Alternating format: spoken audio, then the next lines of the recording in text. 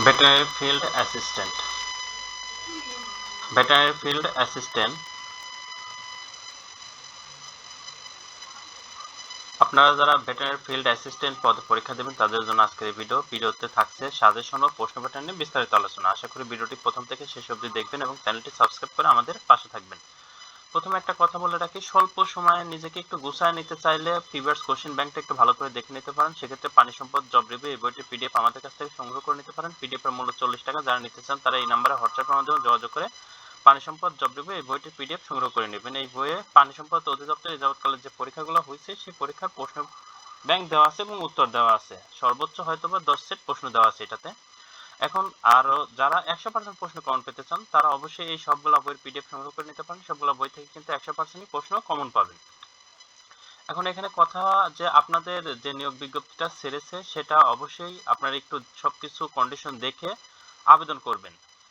আর আপনাদের veterinary field assistant এর বেতন বা 10,200 টাকা থেকে শুরু, অর্থাৎ বেতন গ্রেড 14তম। পদ সংখ্যা কিন্তু অনেকগুলো পদ। এই কারণে ভালোভাবে প্রস্তুতি নিলে তো 100% চাকরি হবে। এখানে 483টা পদ আছে। আপনাদের কিন্তু অবশ্যই বিজ্ঞান বিষয়ে এইচএসসি পাস হতে হবে এবং তার সাথে অবশ্যই একটা ডিপ্লোমার সার্টিফিকেট থাকতে হবে 1 বছর মেয়াদি। আর এখানে বলা হয়েছে পানি সম্পদ অধিদপ্তর ক্যাডার বহির্ভূত গেজেটেড কর্মকর্তা এবং নন গেজেটেড কর্মকর্তা নিয়োগ বিধিমালা 2023 তফসিল 2 অনুযায়ী গৃহীত পরীক্ষায় উত্তীর্ণ হতে হবে। এই ক্ষেত্রে আপনাদের অনেকেরই প্রশ্ন থাকে, তো প্রশ্নটা কেমন আসবে, কি কি টপিকস থাকবে। তফসিলের 2 তে বলা আছে বিধি 2 খ 3 এবং 7 দ্রষ্টব্য। আপনাদের যারা আবেদন করছেন তারা এই যে 56 নং, এই বিধির 56 নং যে পদটির কথা বলা আছে ওই বিধিতে, সেই 56 নং পদের এই পোস্টটি মানে আপনাদের যে ভেটেরিনারি ফিল্ড অ্যাসিস্ট্যান্ট এই পদটি কিন্তু সেই বিধি অনুযায়ী 56 নাম্বার, ক্রমিক নাম্বার 56। সেই 56 নাম্বার পরীক্ষায় যারা অংশগ্রহণ করবেন, এখানে এই যে এতগুলো নাম্বার দেওয়া আছে এই নাম্বারে যারা অন্যান্য যে পদগুলো আছে, যারা এই পদগুলোতে সরাসরি নিয়োগের ক্ষেত্রে পরীক্ষা দিবেন তাদের কিন্তু প্রথমে তো লিখিত পরীক্ষা হবে। সেক্ষেত্রে একটা কন্ডিশন আছে, যদি আপনার 5,000-এর নিচে আবেদন পড়ে সেক্ষেত্রে আপনাদের সরাসরি লিখিত হয়। যদি 5,000-এর উপরে আবেদন পড়ে, এমন আছে যেহেতু এটা অনেক পদ সংখ্যা 483টা, সেক্ষেত্রে আপনাদের কিন্তু প্রথমে এমসিকিউ পরীক্ষা নেবে। কেমন প্রশ্নটা আসবে, যেমন 60 মিনিট সময় দেওয়া হবে, সেই 60 মিনিটের মধ্যে 60টা এমসিকিউ অথবা 70টা এমসিকিউ থাকবে। এই এমসিকিউর উপর কিন্তু আপনাদের কোনো রেজাল্ট আসবে না বা এই এমসিকিউতে কিন্তু কোনো জব হবে না। আপনাদের প্রথমে এমসিকিউ নেবে, এমসিকিউতে আবার যারা পাস করবে মানে 50% মার্কস ওঠাবে তাদের কিন্তু রিটেনের জন্য আবার ডাকা হবে। এই রিটেনে আবার যারা পাস করবে তাদের কিন্তু ভাইবার জন্য ডাকা হবে। এখানে আরেকটা বিষয় ক্লিয়ার করি, আপনারা যারা এমসিকিউ পরীক্ষা যদি সাপোজ 5,000-এর উপরে আবেদন করে সেক্ষেত্রে কিন্তু প্রথমে এমসিকিউ পরীক্ষা হবে। 60 মিনিট সময় দেওয়া হবে, 60 মার্কের অথবা 70 মার্কের এমসিকিউ হবে। সেই এমসিকিউতে যারা 50% প্লাস মার্কস উঠাইতে পারবেন তাদেরকে কিন্তু রিটেনের জন্য ডাকবে। রিটেনের পরীক্ষা কেমন হবে, রিটেনের পরীক্ষা 90 মিনিট সময় দেওয়া হবে, 90 মার্কের রিটেন পরীক্ষা হবে। এই রিটেন পরীক্ষায় মূল পরীক্ষা, এই রিটেন পরীক্ষা যারা ভালো মার্কস উঠাতে পারবেন কেবল তাদেরই জব হবে। এই রিটেন পরীক্ষাতে আপনারা যারা এই যে 483 নাম্বার অর্থাৎ 400-র মধ্যে 83টা সিট, মানে উপরে যে 83টা সিট, এটা এই 83টা সিট এদিক ওদিক হতে পারে, তবে যারা 400-র মধ্যে থাকবেন, এখানে যে 90 মার্কের পরীক্ষা হবে এই 90-এর মধ্যে আপনাকে চিন্তা করতে হবে যেন 85 প্লাস মার্কস থাকে। 85 প্লাস মার্ক থাকলে তাহলে আপনার সিরিয়াল কিন্তু 1 থেকে 400-র মধ্যে থাকবে। 1 থেকে 400-র মধ্যে থাকবে। 1 থেকে 400-র মধ্যে যারা থাকতে পারবেন তাদের অবশ্যই বিনা পয়সায় বিনা চাকরি হবে। এখন অনেকেরই কথা থাকবে যে এটা পাস মার্ক কত, এমসিকিউর ক্ষেত্রে 50, রিটেনের ক্ষেত্রেও 50, কিন্তু দেখা গেল যে আপনার 5,000 ছাত্রছাত্রী পরীক্ষা দিছে, প্রশ্ন খুব কঠিন করা হয়েছে, সেক্ষেত্রে কেউই 50 মার্ক পায়নি, তাহলে ওই পরীক্ষায় সবাই ফেল, মানে এই নিয়োগ বিজ্ঞপ্তিটা বাতিল হয়ে যাবে।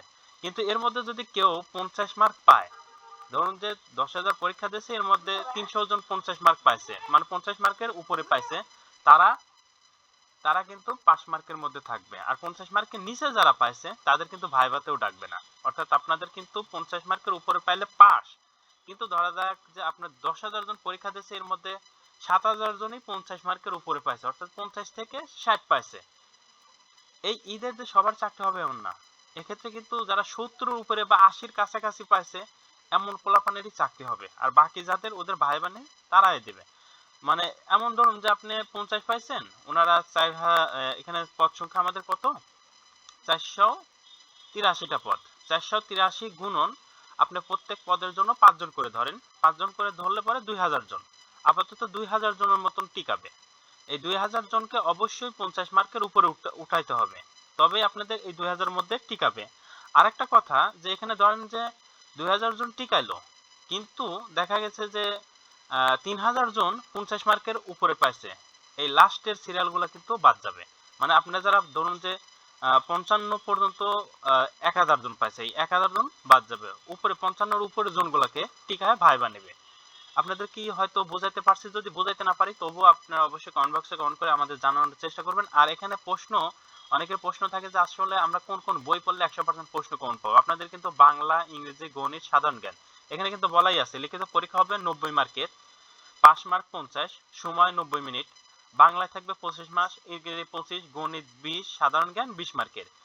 এইখানে অনেকেই এসে প্রশ্ন মানে আমাদের হোয়াটসঅ্যাপ নাম্বারে উস্তাদি করবেন, আমার জীববিজ্ঞান দেন, আমার ওই বিজ্ঞান দেন, সেই বিজ্ঞান দেন। আপনাদের বিজ্ঞান থেকে কিন্তু প্রশ্ন করা হবে না, সাধারণ বিজ্ঞান থেকে প্রশ্ন করা হবে। মানে প্রচলিত সাধারণ জ্ঞানগুলো আছে সেইখান থেকেই প্রশ্ন করা হবে। অতএব আপনাদের কিন্তু প্রিপারেশন নিতে হবে বাংলা, ইংরেজি, গণিত, সাধারণ জ্ঞান, এই 4টা টপিকসের উপর। এর বাইরে আর কিছু পড়ার দরকার নেই। আর ভাইবার জন্য কিন্তু 10 মার্কের ভাইবা হবে, ভাইবা কিন্তু 10 মার্কের, সব মিলে 100 মার্কের পরীক্ষা। এখন আপনাদের প্রথমে যারা মানে যদি বেশি ক্যান্ডিডেট হয় এমসিকিউ পরীক্ষা হবে। এমসিকিউতে পরীক্ষা নেওয়ার একমাত্র কারণ বাদ দেওয়া। এই এমসিকিউ পরীক্ষা দিয়ে আপনি কিন্তু কোনো কিছু করতে পারবেন না। এমসিকিউ পরীক্ষা নিয়ে বাদ দিয়ে হয়তো 5000 জনকে টিকাবে, সেই 5000 জনকে আবার রিটেন নেবে। রিটেনের প্রশ্ন কিন্তু এরকম আসবে, দেখুন অনুচ্ছেদ লিখুন, তারপর সন্ধি বিচ্ছেদ করুন, 5টা সন্ধি বিচ্ছেদ, ব্যাস বাক্য সহ সমাস নির্ণয় করুন, 5টা ব্যাস বাক্য এক কথায় প্রকাশ করুন, 5টা এক কথা অর্থ সহ বাক্য রচনা করুন, 5টা এক কথা প্রকাশ। তারপরে প্যারাগ্রাফ রাইটিং আছে ছোট্ট একটা, অনুবাদ করুন, অর্থাৎ ট্রান্সলেশন থেকে প্রশ্ন, ফিল ইন দা গ্যাপস এর preposition, article, right form of verb, এগুলো থেকে, চেঞ্জিং সেন্টেন্স থেকে প্রশ্ন এসেছে। এরকম প্রশ্নগুলা কিন্তু থাকবে, গণিত থাকবে। আপনাদের এই রিটেনের ক্ষেত্রে কিন্তু আপনাদের এই মেনটেনটা করবে, বাংলা, ইংরেজি, গণিত, সাধারণ জ্ঞান। বাংলা 25, ইংরেজি 25, গণিত 20, সাধারণ জ্ঞান 20 মার্কের, এইভাবে কিন্তু রিটেনের পরীক্ষা আসবে। এখন এরপরেও যদি আপনাদের কোনো মানে প্রশ্ন থাকে অবশ্যই কমেন্ট করে জানাবেন। আর এই সবগুলো বই যদি আপনি পড়েন, রিটেন এবং এমসিকিউ এর জন্য 100% প্রশ্ন কমন পাবেন। যারা নিতে চান তারা এই নাম্বারে হোয়াটসঅ্যাপের মাধ্যমে যোগাযোগ করে পিডিএফটি সংগ্রহ করে নেবেন। আর এই সবগুলো বইয়ের পিডিএফ এর মূল্য কিন্তু 100 টাকা। চ্যানেলটি সাবস্ক্রাইব করে আমাদের পাশে থাকবেন। আল্লাহ হাফেজ।